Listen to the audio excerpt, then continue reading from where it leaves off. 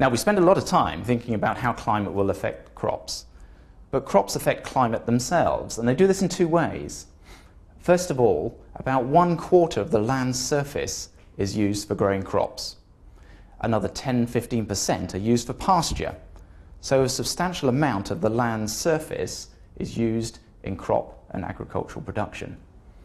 And how we use that land affects our climate.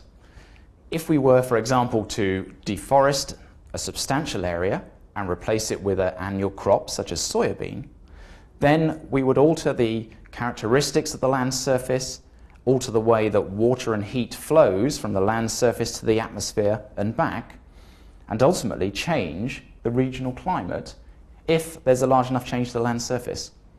So this is an absolutely fascinating topic, and one that's really quite difficult to understand because of the complexity. It's difficult because it needs us as crop scientists to work even more closely with our climate scientist colleagues. And it's difficult because we have to join our models together. And what we've done at Reading as one of the only groups in the world to do this is we have taken our crop model and we've put it inside the climate model of the UK Hadley Centre. So now we have our virtual crops not only growing in our PCs that are sitting on our desks, but growing inside the climate model of the Hadley Centre that is used by many, many researchers worldwide.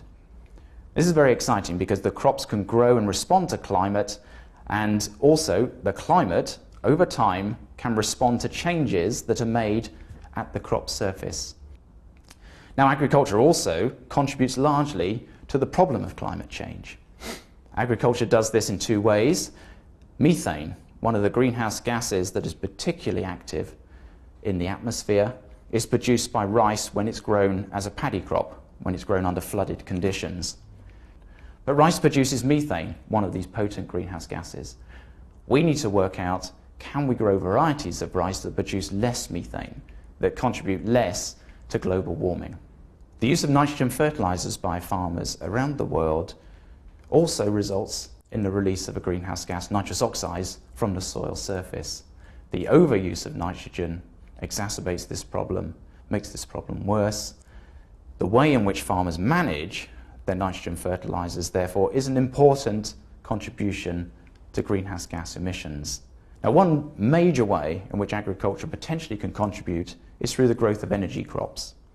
So this is through the growth of crops called biofuels or biomass crops. Now, by growing crops for energy rather than food, there's the potential to contribute to national energy budgets.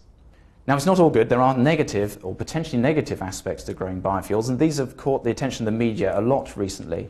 And this is something that we're starting to work on in the University of Reading. One of the problems is, well, if you're growing a fuel for biofuel, you're not growing it for food.